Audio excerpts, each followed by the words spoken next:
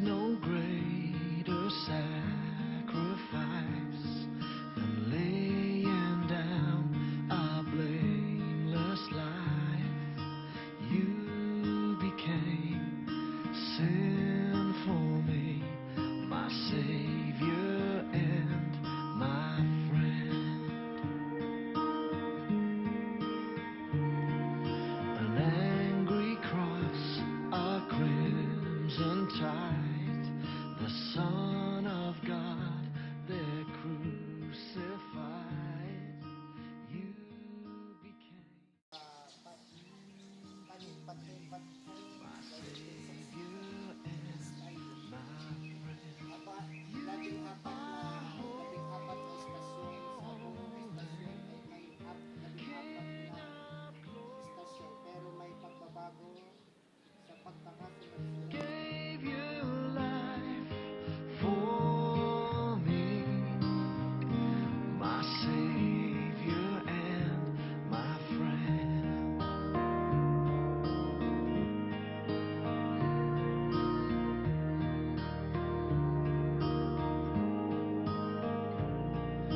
Chose to bear my guilt, my shame, my darkest thoughts, my spear of pain. You became sin for me, my Savior and my friend. There's no thing that I could give, but live to die and die to live. You became endless grace that loves me till the end. You are holy, King of glory, gave you life for me, my Savior and my friend. You are holy, King of glory, gave you life for me, my Savior and my friend.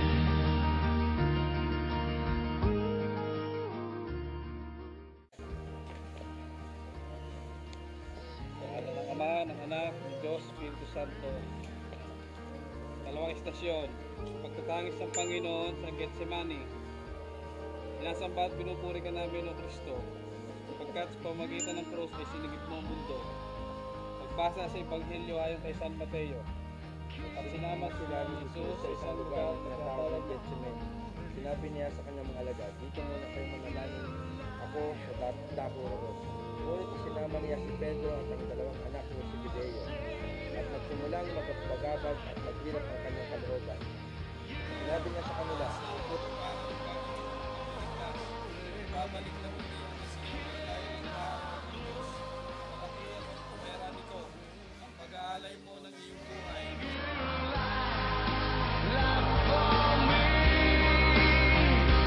My Savior and my friend, you are holy,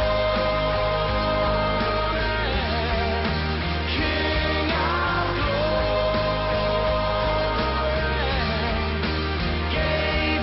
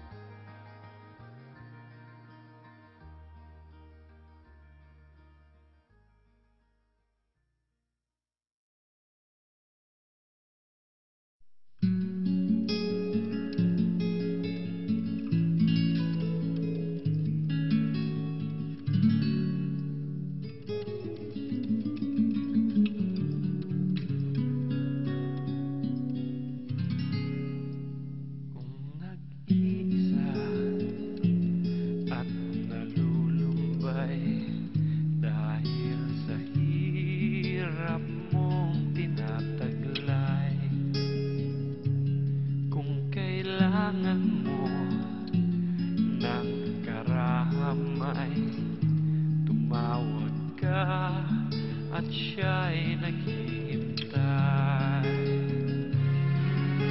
Siya ang iyong kailangan, sandigan, kaibigan. Bakit, Panginoon?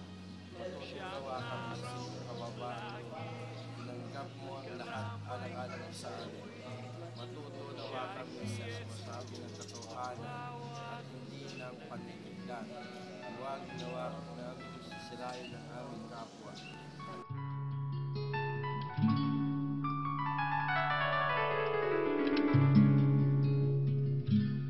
Kung ang buhay mo ay walang sigla, laging takot at laging alala,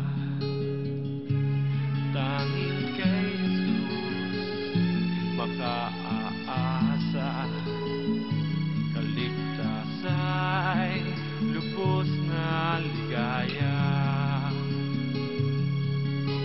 Siya ang dapat tanggapin at kilanlin sa buhay mo. Siya noon, bukas, ngayon, sa dalangin ko'y tugon. Siya'y si Jesus sa habang panahon.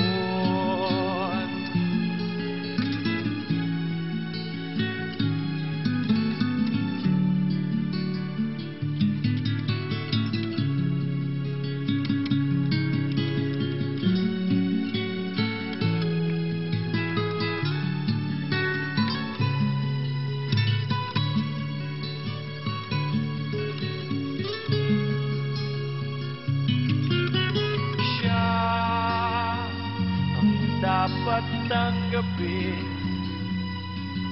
at kilanlin sa buhay mo.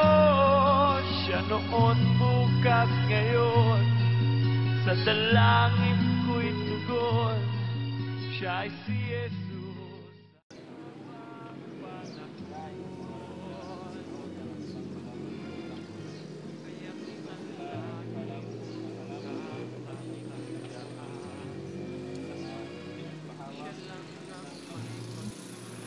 Natunay, pag-ibig na tunay, siya ang dapat tanggapin at kilanlin sa buhay mo. Siya noon, bukas, ngayon, sa dalangin ko'y tugon. Siya'y si Jesus. Siya'y si Jesus. Siya'y si Jesus. Sa habang panahon.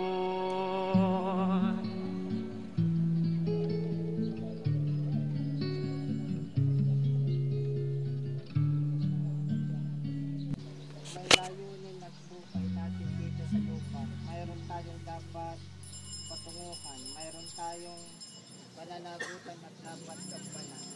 Masasabi natin ito.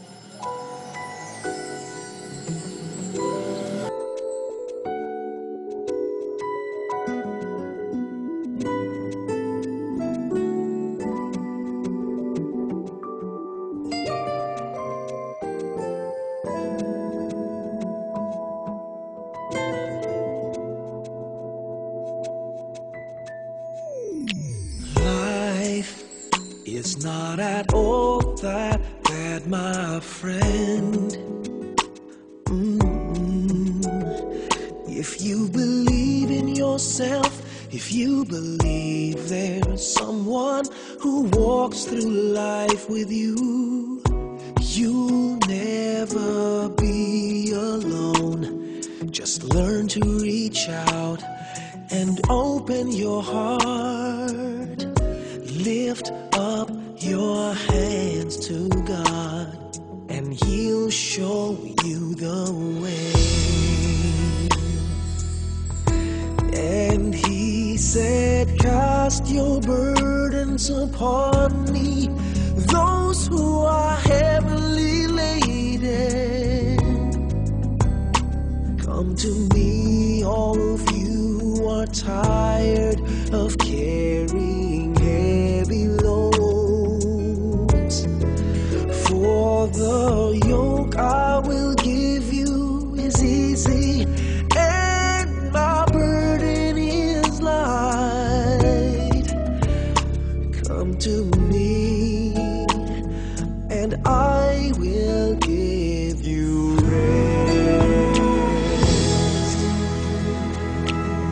And when you feel the world is tumbling down on you. Magandang kabulian natin mga Pilipino ay ang tinatawag na bayanihan. Ika sa atin ang nagtutulungan, dumaramay tayo sa mga taong nangangailangan o sa mga namamatayan. Ginagawa natin ito dahil sa pag-ibig. Dahil din sa pag-ibig, si Jesus ay nagkalay sa kanyang buhay para sa atin. Balikan natin sa ating isipan ang ating nakakagli, nakaugalian, bayanihan at damayan. To God, and He'll make you feel alright. And He said, cast your burdens upon me, those who are heavily laden.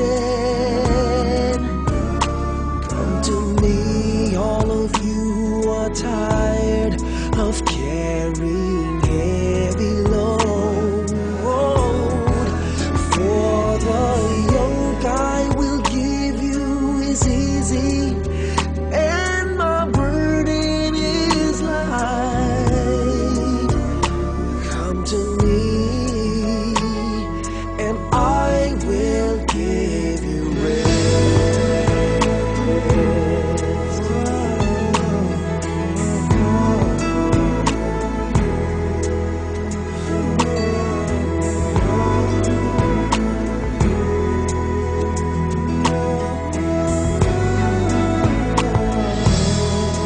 And He said, cast your burdens upon me, those who are heavily laden. Come to me, all of you who are tired of carrying heavy